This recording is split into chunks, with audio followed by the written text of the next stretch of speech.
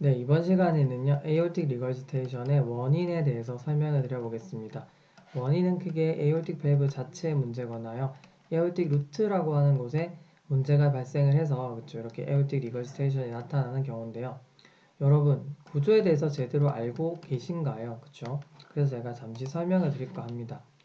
자, 식물이 있으면요, 식물에 뿌리가 있고 줄기가 위로 올라가죠. 그리고 뭐 일부는 처지기도 하잖아요. 딱 대동맥이 그렇게 생겼습니다. 에어틱 루트라고 하는 건요, 정말 대동맥 뿌리예요. 자, 한번 그려볼게요. 자, 일단은 대동맥 판막이 이렇게 세 가지의 그쵸, 트리커스피드 밸브로 구성이 되어 있기 때문에 세 가지의 리플렛으로 구성이 되어 있습니다. 그쵸? 자, 그래서 이렇게 그려주고요. 그 다음에 살짝 볼록합니다.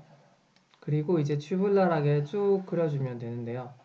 마치 그쵸, 식물의 뿌리를 닮았고 그게 이제 줄기가 올라가다가 그래서 이게 지금 어센딩 아울타라고 하잖아요. 올라가는. 그리고 이게 디센딩 아울타죠. 그래서 줄기가 쭉 올라가다가 처지는 거랑 똑같이 생겼죠. 그래서 우리가 이 부분 있죠. 뿌리 부분. 요거를 에올틱 루트라고 합니다. 자, 그리고요. 여기 이제 세 가지의 리플렛으로 구성이 되어 있는데요. 이 끝을 그쵸, 우리가 이렇게 맞닿다고 가정을 하고 가상의 그쵸, 면적을 만들 수가 있죠. 여기가 에올틱 애뉴저스라고 생각해 주시면 되겠습니다. 그리고 여기가 에올틱 루트라고 했는데요. 자, 에올틱 밸브는 여기만 얘기하는 거죠. 세 가지의 리플렛만 포함하는 개념이고, 그쵸. 그래서 에올틱 루트가 에올틱 밸브를 포함하는 개념입니다.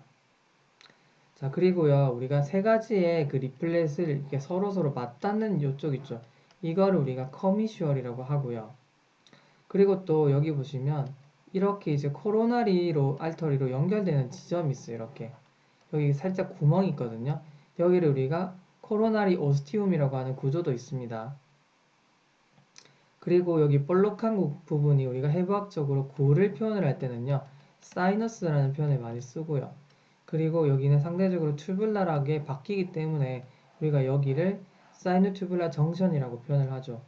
별로 안 어렵죠. 그렇죠? 자연스럽게 생각만 하면 쉽습니다. 자, 그래서 우리가 크게 이제 두 가지에 대해서 분류를 하고, 자, 알아볼 텐데요. 자, 여러분, 치사한 내신 문제 같은 거는 진짜 이렇게 돼요. 그래서 제대로 공부 안 하시는 분들은 치사하다라고 생각하실 수 있는데요. 엄밀하게 따지면 공부를 하시는 부분이 맞는 거죠. 자, 그래서, 그쵸. 여기에 이제 답을 찾기 위해서라도 한번 따라오셨으면 좋겠습니다. 아시겠죠? 자, 그래서 1차적인 판막 문제를 먼저 설명을 드리면요. 이제 여기는 뭐 이해 위주라기보다는요, 약간 암기성이죠. 보통 남자가 대부분인데 말트라메버를 먹는 경우는 여자가 많습니다. 그리고 제가 이제 류마티스는요, 판막에 할 때마다 나와요, 원인으로. MS, MR, AS, AR. 그쵸. 그리고 보통 이렇게 AS랑 AR이 같이 동반되는 경우 그 원인으로는 류마티스가 대표적으로 있고요. 또 우리가 여기 보시면 컨제니탈 멤브라너스 서브어틱 그 스테노시스 있죠. 이것도 마찬가지로 같이 동반되는 원인 중에 하나입니다. 그리고 또 그 강직성 척추염이라든지 그리고 또 바이커스피드 밸브처럼 헤모다이나믹한 그쵸, 이런 스트레스에 약한 선천성 기형이죠. 그리고 VSD 기억나시나요? 혹시 제가 그쵸, 서브아울틱 VS 타입에서는 AR이 나타날 수 있기 때문에 수술 대상이다 라고 설명을 한 적이 있습니다. 그래서 이 VSD가 나온 거거든요. 그래서 아직 선천심기형 공부 안 하신 분들은 VSD 가시면 제가 그런 말을 하고 있는 게 있을 거예요. 그 다음에 또 그쵸, 직접적으로 리플렛에 손상을 입히는 경우 당연히 감염성 심내막염 그쵸, 걔네들이 공격을 하겠죠. 그 이외에도 그쵸, 외상을 입은 경우도 뭐 외상성 파열이라든지 뜯어짐 이런 것들을 발견해서 결국 다 에어텍 리거지테이션이라고 하는 건 제대로 안 다치는 거죠. 그쵸. 애매하게 다쳐가지고 자꾸 새 나가는 그런 이제 구조적인 결함이 발생한 것으로 생각해 주시면 되겠습니다.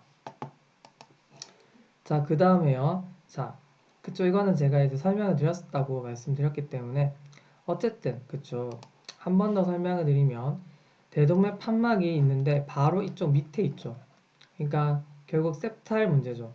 VSD라고 하는 거는 이 RV와 LV에 그쵸, 이렇게 션트가 생긴 거잖아요. 그래서 이런 압력 차에서 굉장히 고속으로 진행이 되다 보면 이게 상대적으로 높게 위치하기 때문에 이게 영향을 받아요. 그래서 리플렛이 빨려 들어가면요. 그쵸, 이 흐름에 따라서 영향을 받게 되면서 디펙트가 생기기 때문에 이렇게 AR이 나타날 수 있구나, 잘 안 닫히는 구조적 결함이 나타날 수 있구나 생각하시면 되는 겁니다. 자, 그 다음에는요, 그쵸, 에올틱 루트가 잘못돼서 에올틱 애뉩러스가 확장이 될 수 있다. 제가 아까 구조 다 설명드렸습니다. 자, 그리고요, 이 에올틱 루트 뿌리를 잘못 형성시키는 조직학적, 그쵸, 문제가 발생하는 질환들이 있습니다. 보시면 시스틱 메디알 네크로시스 이런 거 있죠. 이거는 그 대동맥을, 그쵸, 동맥을 구성하는 그 메디아 인티마 그리고 어드벤터티아 이런 구조가 있는데요. 메디아가, 그쵸, 잘못 조직이 형성돼서 이게 낭성처럼, 그쵸, 구멍이, 그쵸, 막 제대로 조직이 탄탄하게 안 생기는 거죠. 특히나 이건 이제 말판 신드롬도 조직학적 문제가 있는 질환이죠. 그리고 보시면 오스테오제네시스, 그쵸, 이게 이제 잘 안 된다라는 거죠. 고령성 불완전으로 나타나는. 자, 그래서 이것도 마찬가지로 조직 이상이 있는 거기 때문에, 그쵸, 이렇게 에올틱 루트 형성 자체가 이상하게 될 수 있다. 그리고 고혈압이 굉장히 심할 경우도, 그쵸, 마찬가지입니다. 그래서 AR의, 그쵸, 원인 중에는요, 고혈압도 있습니다. 그래서 이런 심각한 고혈압 때문에 굉장히 이제 이게, 그쵸, 구조적으로 계속 스트레스를 받는 거죠. 자, 이것도 문제가 될 수 있습니다. 그래서 에오틱 루트가 이렇게 확장이 되는 경우도 다 문제를 발생시키겠죠. 그럼 이게 만약에 커지게 되면 밑에 있는 이 리플렛까지도 영향을 미칩니다. 심지어는요, 여기가 이제 애뉴리즘이 생길 수도 있는 거고, 그 다음에 아ortic 다이섹션이 이쪽에 생겨서, 그쵸, 이걸 침범해서 구조적으로 영향을 미치면 당연히 잘 안 닦이겠죠. 여기 나와 있습니다. 그쵸? 여기 그 말이고요. 그 다음 매독도 마찬가지고요. 혈관성 매독이라는 거 들어보셨죠? 혈관성 매독. 이게 여기도 침범한다라는 거죠. 특히나 혈관성 매독은요, 굉장히 큰 혈관을 침범하는 거죠. 그래서 이렇게 뭐 메디아나 인티마나, 그쵸, 이런 식으로 침범을 할 수 있습니다. 등등등. 그쵸? 그리고 제가 아까 여기에 구멍이 있다라고 말씀드렸는데, 코로나리로 가는 오스티움이 있는데요. 여기를 또 막아버리는 경우는 코로나리를, 그쵸, 코로나리가 뭡니까? 관상동맥이라고 하는 건 결과적으로 심근을 먹여 살리는, 그쵸, 에너지를 공급하는 혈관인데, 이게 막혀버리면 허혈이 생겨서 결국 어떻게 됩니까? 엔자이널 페인이 나타날 수도 있습니다. 아시겠죠? 허혈에 빠지기 때문에 여러 가지, 그쵸, 어디든 에어틱 루트를 구성하고 있는 어디든 이렇게 침범을 받으면 문제가 발생할 수 있다라고 하는 게 에어틱 루트의 문제입니다. 자, 그래서 그 중에서 이제 에어틱 밸브 자체의 문제 이렇게 나눠서 생각을 하는 거고요. 자, 그러면요, 한번 이제 퀴즈를 풀어보죠. 임팩티브 엔도카다이티스 자체가 이제 에어틱 밸브를 공격할 수 있고요.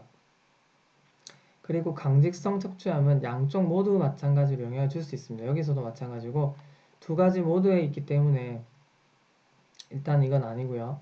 자, 서브아울틱 VSD 이거 제가 아까, 그죠, 그 리플렛이 빨려 들어가기 때문에, 그쵸, 밸브 자체를 손상시킬 수 있다. 그리고 류마티스 자체도 판막 자체를 공격할 수 있기 때문에 정답은 타카야슈 아울타이티스, 그쵸, 타카야슈입니다.